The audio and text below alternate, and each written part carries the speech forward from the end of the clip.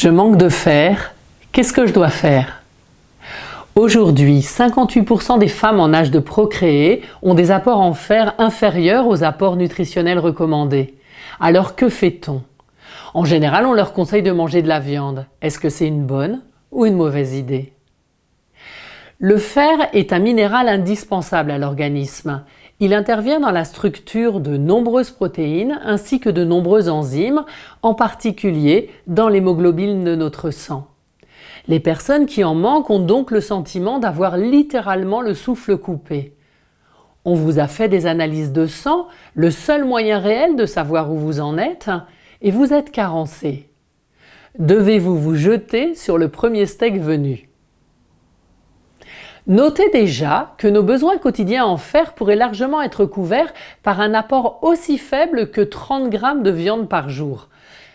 Donc, le problème vient rarement de là. D'où vient-il? En fait, le problème vient souvent du reste de notre alimentation.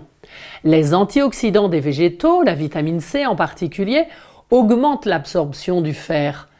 Mais notre consommation moyenne est trop faible. Elle est en général de 3 légumes et fruits par jour, là où elle devrait être entre 8 et 12 légumes et fruits par jour.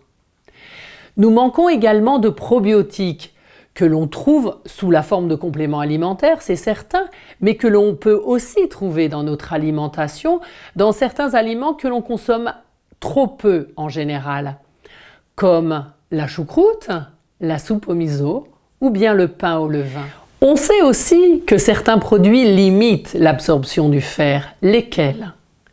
Les produits laitiers déjà, quand ils sont consommés trop abondamment, c'est-à-dire au-delà de 1 par jour. Mais ils ne sont pas les seuls, c'est également le cas du thé, en particulier quand il est consommé au même repas que votre portion de viande.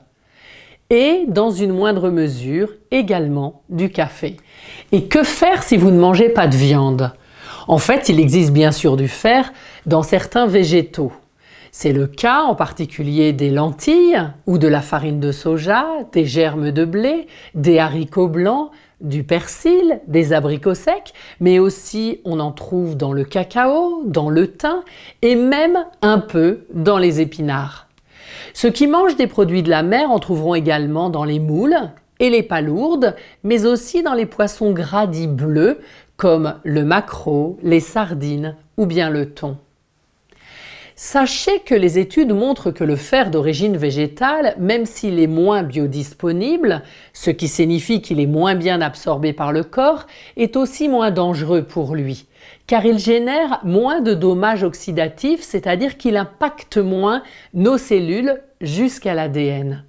On sait en effet que trop de fer d'origine animale augmente le risque de pathologies cardiovasculaires, de diabète et de certains cancers. Et bien sûr, on n'oublie pas les algues. La laitue de mer et surtout la célèbre spiruline sont vraiment riches en fer. Cette dernière en particulier fait partie des super aliments, souvent utilisés en naturopathie bien avant les suppléments de fer, afin d'apporter du bien-être et de l'énergie.